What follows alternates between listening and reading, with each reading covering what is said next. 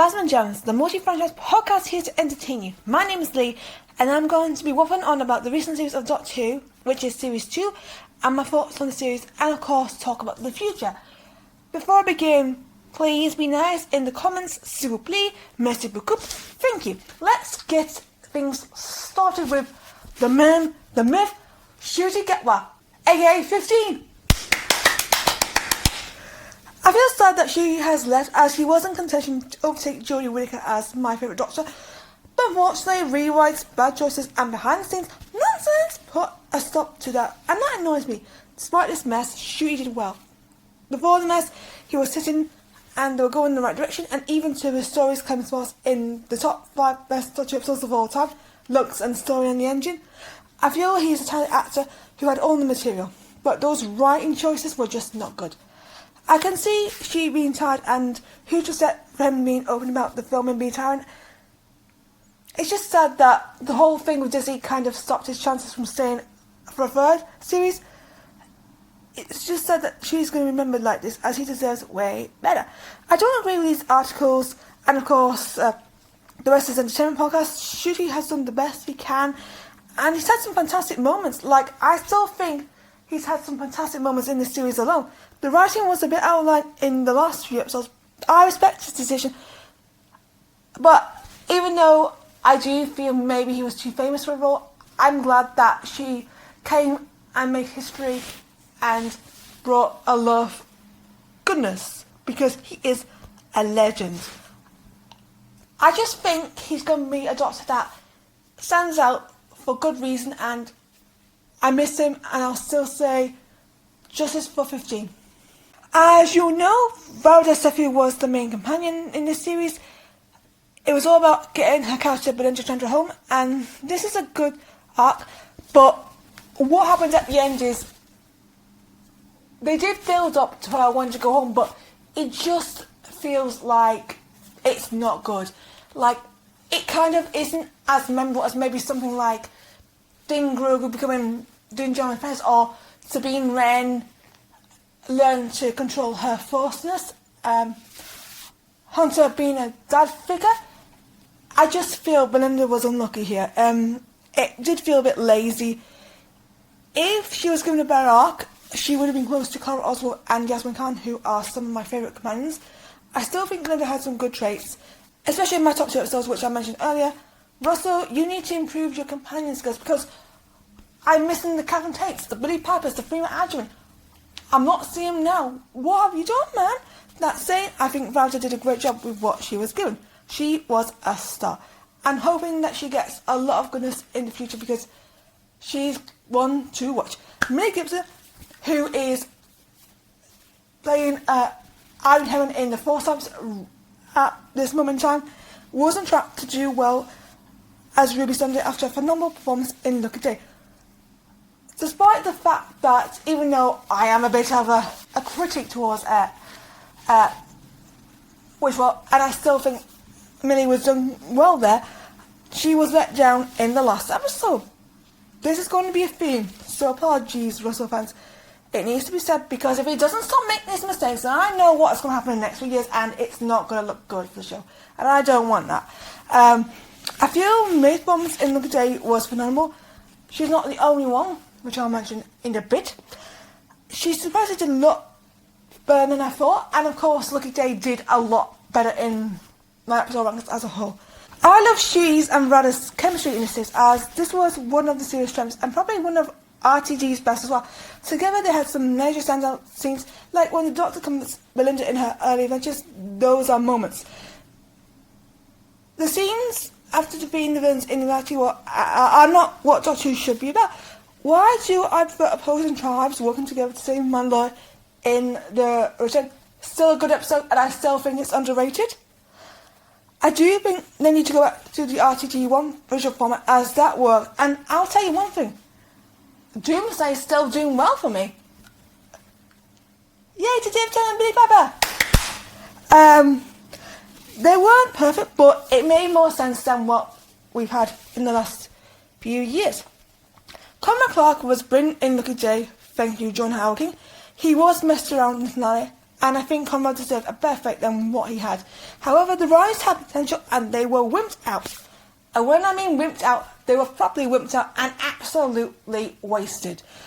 Russell, what's wrong with you? I love the whole vindicator thing, and Mr. was interested in keeping an eye on the Doctor. Archie Punjabi was the best out of all the actors in the Unholy Trinity. They all flopped. That annoys me. What were they doing with Rani? I think they missed the trick of Rani going full evil. She deserved to be more evil. Rani, she was needed there, but Russell fumbled her in a big way. They weren't a proper threat, and they felt like a bad joke, which shouldn't have happened. They were robbed, in my honest opinion, and I think they're going to be humiliated by Shin, Hattie and the Night Sisters, which will be a wake-up call for the show. These female villains have the skill, but they're not improvised as a team or individuals, but they have a second chance, and the Ranis don't. So I'm disappointed with the whole thing for Anita and Archie, because they were fantastic. And wasted, because I don't know what was going on there. With the other villains, the villains from 1, 2, 3 and 5 were phenomenal. Lux fit the episode, and I liked him. Thank you, Alan Cummins. The Entity was unstoppable. The Barber had a good art. Even that idiot Bud, when he became a horrible AI thing, and he got what he deserved in the end. Kid was good as well, even though they fumbled the messaging in the Insta Song Contest. Kid didn't need to be redeemed. It was too realised to do so, and I'm glad that he lived to deal with the consequences of his actions as he's a survivor. But I do think the fact that he's still evil, in a way, the kind of screw shooting in a way. I mean, I get the whole revenge thing, I'm here for the Doctor being dead, but it's just not what the Doctor would do. So hoping that improves in the future. The recurring guest stars were a mixture of great performances or struggled because of the writing. Strong performances from Gemma Redgrave, Rose Aileen S, Alan Cummins, Arian Bakar, Ruth Manley, Lewis Corey, Joe Martin, Steph Diwali, and the icon that is the legendary Jodie Whittaker. 13 time! Boo boo boo boo! The Whittaker has been the queen of consistency, and even Russell actually had the material to pull right in her without a single mistake. And that is something I rarely say about Russell, so thank you. The first dimension means a lot to me as a shipper. It's sad, but it's beautiful. Gemma has proven herself in Lucky Day, as I like the fact that she went mad to try and stop Conrad. She went too far, and I think it's important to see her lose her rag and become like, okay, you don't mess with me. And Gemma brought that to life with Kate. She's not perfect, and credit to Pete Betty for sending down the mark for his and Russell's show, as this is what Kate needed, and she has a chance to build on it in the spin-off. I think the first 5 episodes started strong, but then it fell apart in the final 3, which is upsetting, as they had a big opportunity and they fumbled into hands of Jin Jaron and Jin Grogu, who are very popular on the Phasma and Jaron's podcast. Despite this major fumble, Lux and the Sony Engine made top 5, as I said earlier, so original stories did make big impacts, and Inu M's delivered on his Doctor Who debut. The Insert Song Contest had the same mix-up as 73 Hours on Spavel, with an uncomfortable topic that's got to be rightly criticised. When will Doctor Who drop this because it's bad? That saying, it's still very strong, even with the mishaps, but the mishaps need to be fixed. Dugga-doo, dugga-doo, dugga-dugga, dugga-doo, dugga-doo, dugga-dugga-doo, dugga-doo, dugga-doo, dugga-dugga, dugga-doo. Time to talk about this little ditty. I will put the link to the episode down below because it's a good one. This song is an absolute joy, and I will thank the public for persuading them to release the full version of the song. Dugga-doo is nonsense, but brilliant nonsense, like the Goblin song, which is still nonsensely brilliant. I still love the dig at Stephen Moffat in Lux. I like Blink, but I agree with Russell here. If you want to see me review Blink, you will be seeing my review on the channel very soon, so stay tuned. Russell did an interview where he explained about wishes like Louise Miller wishing the Royal Ascent and that wish powers Omega later on in this series. There are a few more examples like Poppy in Lagos and the Lion in Space Babies, which is underrated. The Doctor admits on the screen that he wishes he was the baby's father. Also, I thought that wishes had something to do with Susan in her grandfather at Harmony Arena when he needed help or being brought down after his mad moment with Kid. Thank you, Karen, for returning as Susan. I do feel Susan deserves more than this, and I think they can do a much better arc as well. Then there's the God of Wishes, Zildjian, taken from his home and causes wishful, and at the end, Stewart settles down with the Sundays as Joe. He's in good hands with the Sundays, as we see. I will say it needed more explaining because it is kind of forgettable. I think the Poppy arc wasn't done as well as maybe the whole Louise Smith. I think because she's only restricted as she's a baby, as she won't grow like Ding, Grogu, or Omega. Sienna Robin Mavanga Phillips did a fantastic job with what she could.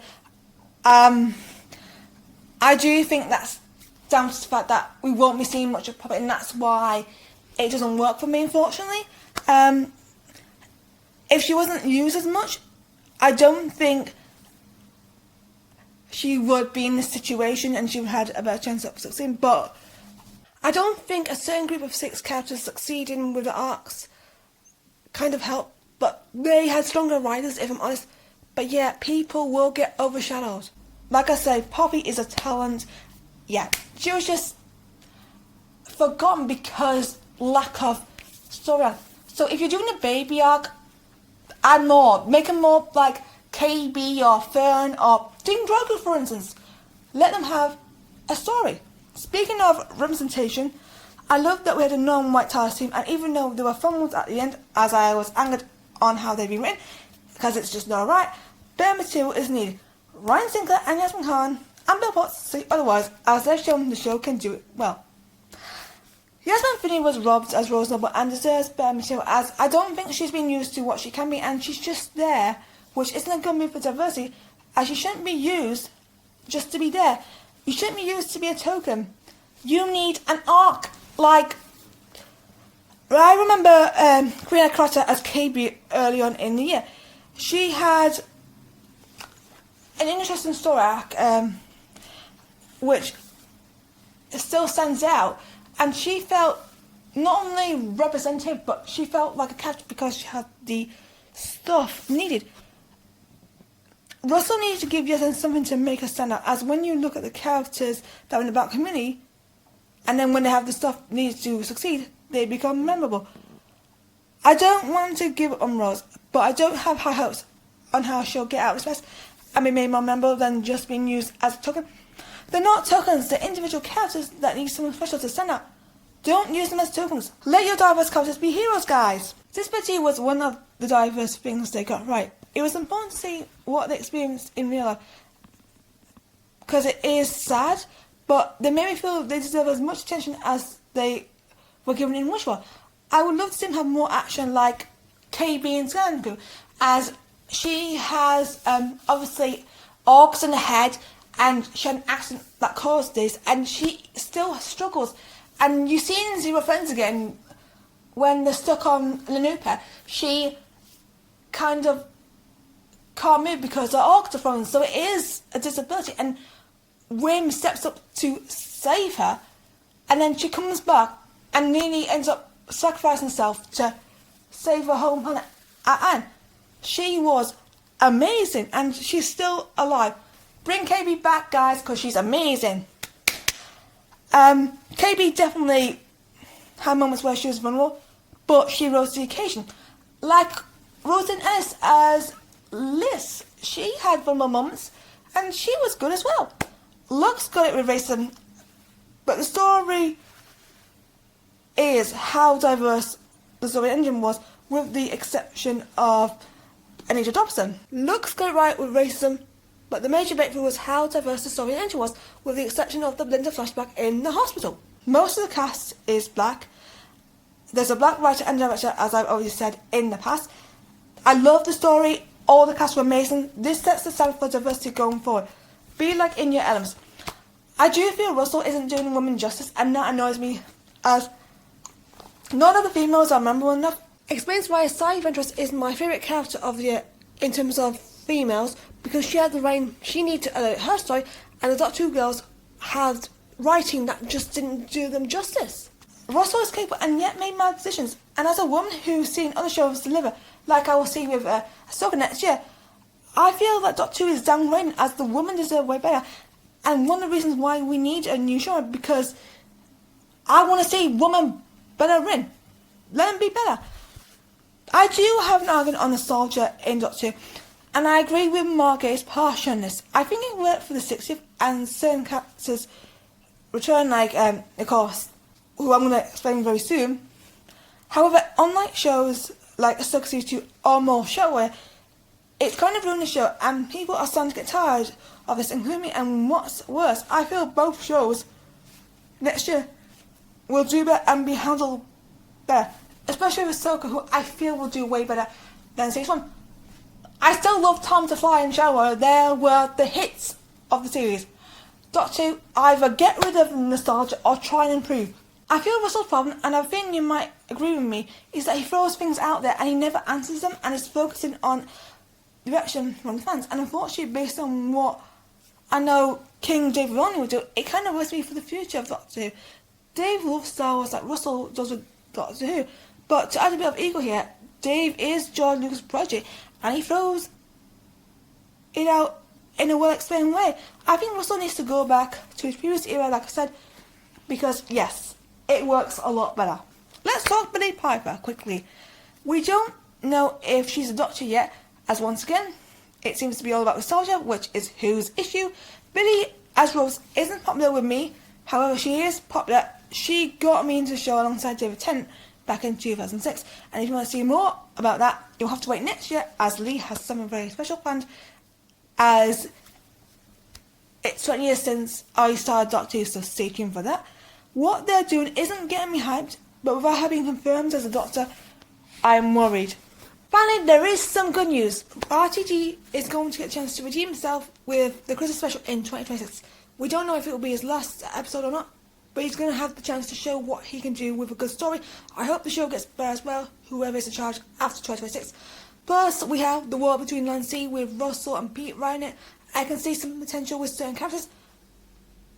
But will I finish the series? Wait and see, my friends, because you might be hearing me talk about it. Yes.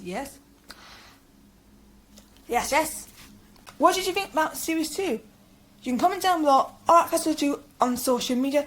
Please get in touch, as I would love to hear what you have to say. The next episode is the finale of 2025.